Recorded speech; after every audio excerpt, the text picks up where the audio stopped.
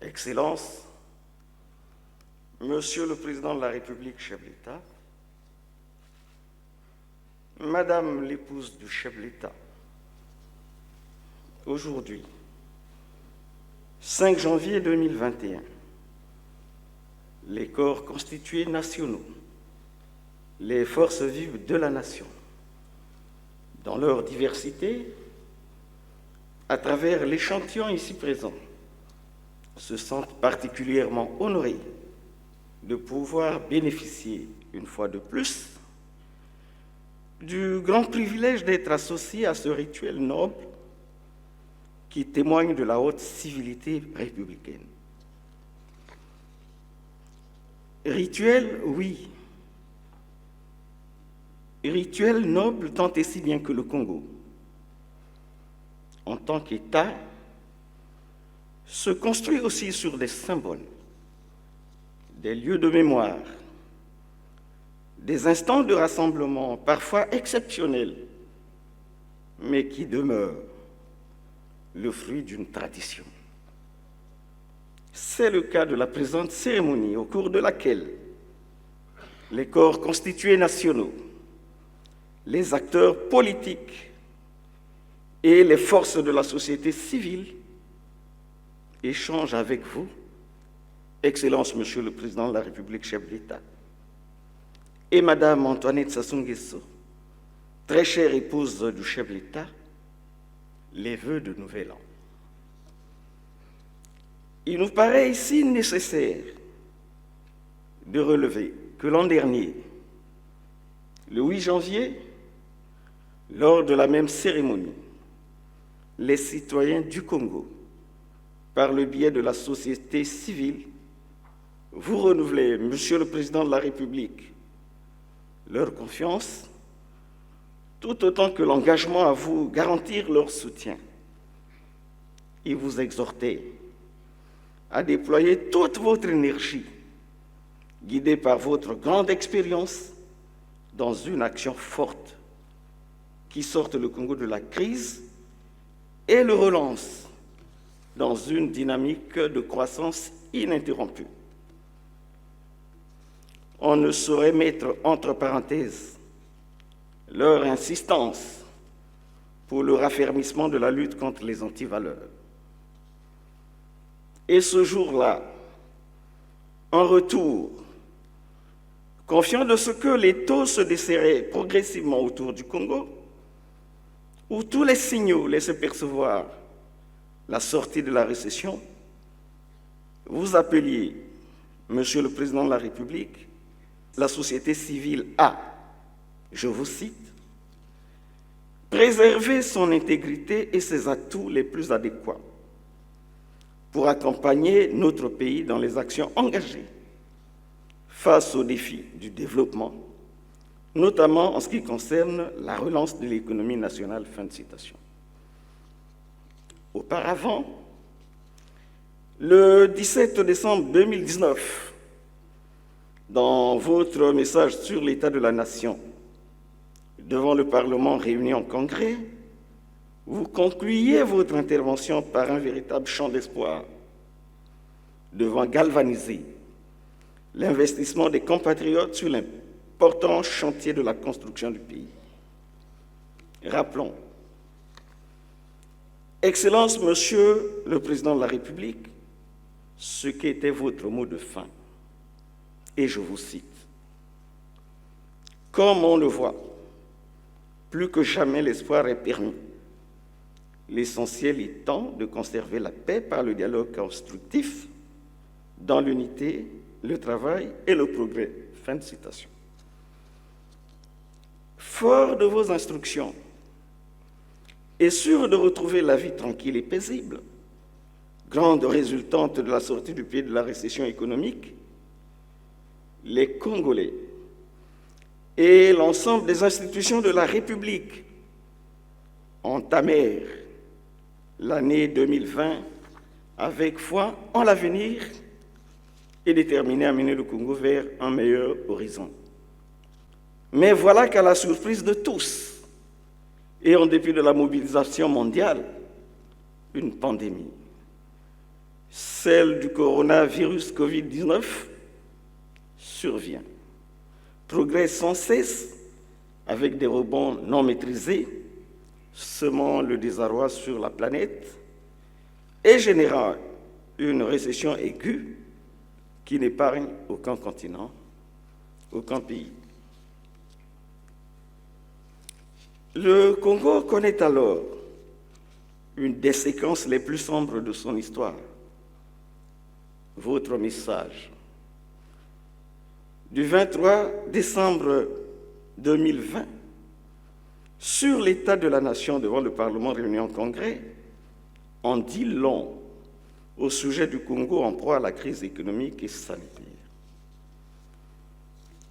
Dans un environnement si austère, où les gestionnaires des institutions éprouvent, pour cause d'aridité des ressources, des difficultés réelles d'animation des structures, et où la quotidienneté des citoyens est sujette à caution. L'espoir semble céder peu à peu le pas à l'incertitude, au doute, puis finalement au scepticisme qui érode la conscience au chef. Heureusement,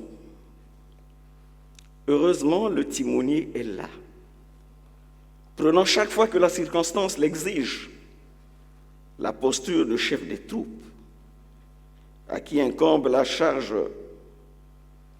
de montrer la voie du salut, d'entretenir et de fortifier le moral de ceux placés sous sa conduite éclairée. En sage, en homme état de grande envergure, inébranlable, telle une termitière, la termitière étant d'ailleurs un de vos petits noms, vous vous évertuez à élever les Congolais à la responsabilité, à la dignité, afin qu'ils ne soient pas des hommes à la conscience fragile pour qui les épreuves passagères de la vie constituent un motif suffisant d'oubli des grands moments de partage de la joie. Par vos appels inlassables de leaders incontestés et de pédagogues, vous n'arrêtez de persuader les Congolais à comprendre que ce n'est point une vertu, mais un vice, un des pires, la tendance à ne donner à l'amitié de sens que dans les instants de bonheur et de jouissance. Et les Congolais vous écoutent. Ils vous écoutent, Excellence, Monsieur le Président de la République. Ils vous comprennent et vous suivent, puisque malgré tout, ils prennent avec stoïcisme les dures épreuves du monde sans céder à la tentation de l'irrationalité, mais se préoccupent toujours de la préservation et de la consolidation du contrat de confiance noué entre eux et vous. Ils tiennent à ce contrat parce que par le passé, vous vous êtes présenté à eux comme l'homme des temps difficiles, l'homme des grands défis qui a su les tirer de la précarité, leur restaurant ainsi l'espoir, la joie et le goût de la vie, alors que nombreux n'y croyaient plus. Ils tiennent jalousement à ce contrat parce que la mémoire collective congolaise a enregistré de façon indélébile les exploits réalisés par vous pour vaincre la vasière dans la Likwala, pour maîtriser le Mayombe avec le grand projet de route Pointe-Noire-Ouesso. Les Congolais ont à cœur l'immensité de l'action menée pour donner une image de modernité à notre arrière-pays grâce à la politique de municipalisation accélérée qui a métamorphosé nos chefs-lieux de département, pourquoi pas de district. Je préfère m'arrêter là pour des raisons de contrainte de temps. Mais, Excellence, Monsieur le Président de la République, chef de l'État, en ces moments très troubles où la conduite du bateau Congo nécessite un capitaine d'expérience éprouvée, les Congolais vous demandent. Mieux, ils exigent que vous portiez convenablement la veste d'homme de rigueur, de grands visionnaires, de bâtisseurs infatigables, totalement engagés à porter le Congo au développement et les Congolais au mieux-être dans la paix. Ils attachent du prix à la paix dans les turbulences qui ont entre-temps secoué notre pays, leur ont révélé la préciosité. Ils partagent avec vous le sens et l'esprit de l'orientation lumineuse donnée à l'occasion de votre récent message du 23 décembre dernier. Rappelons que là, vous disiez, je cite, « Nous devons aller aux prochaines élections dans la transparence et la paix, en respectant les délais constitutionnels en vigueur. Il nous faut préserver notre bien commun, le Congo. Nous l'avons reçu en héritage de nos ancêtres. Nous le léguerons à notre tour en héritage aux générations futures. » Fin de citation. De fait, les Congolais militent résolument pour que l'échéance de la présidentielle de mars 2021 vienne consacrer la maturité de nos acteurs politiques, comme elle devra conforter notre aventure démocratique. Rien, en tout cas rien ne devrait être entrepris qui mette en péril la paix que les Congolais savourent avec délectation comme l'une de leurs plus prestigieuses conquêtes sous votre impérium.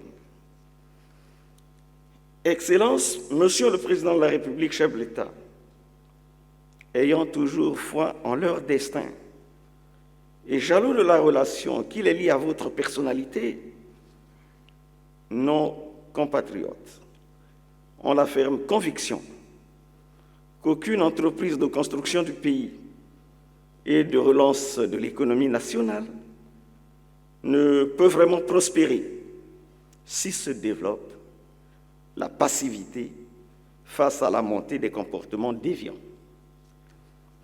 À raison, ils attendent de vous que soit donné un contenu réel à la lutte contre les antivaleurs, afin que se produise effectivement la rupture annoncée et appelée par vous avec force. Excellence, Monsieur le Président de la République, chef de l'État, au cours de l'année 2020, sous votre haute autorité, le Congo a dressé contre les ravages de la pandémie à coronavirus Covid-19, avec sa cohorte de drames humains, économiques et sociaux, la vigueur de la résilience. Puisse 2021 qui commence être l'année du raffermissement de la riposte enclenchée, avec surtout le recours au vaccin pour que les Congolais jouissent de la bonne santé et soient des acteurs économiques efficaces. Quelle soit l'année du transfert effectif des crédits et de compétences aux collectivités locales, gage d'une décentralisation véritable qui contribue de manière décisive à l'envol du Congo vers le développement.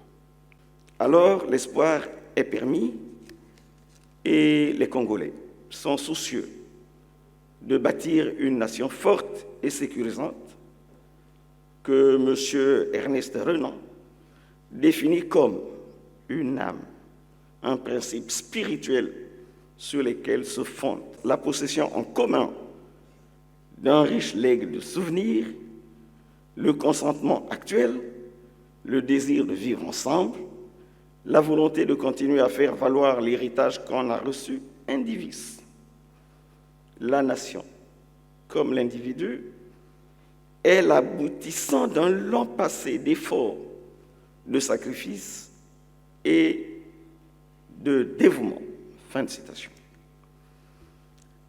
Dans la réalisation de cette ambition, autrement dit, pour la construction de cette nation, les Congolais savent compter avec votre leadership éclairé, d'où l'inaltérable et solide complicité entre eux et votre auguste personnalité. Excellence, Monsieur le Président de la République, chef d'État, par ma voix, l'ensemble des corps constitués nationaux, des acteurs politiques, des forces de la société civile, vous présentent en cette année 2021 à vous, à votre épouse, à tous ceux qui vous sont proches, les vœux les meilleurs de santé, de bonheur, de prospérité et de succès dans l'accomplissement des hautes fonctions que le peuple congolais tout entier vous a confiées. Merci.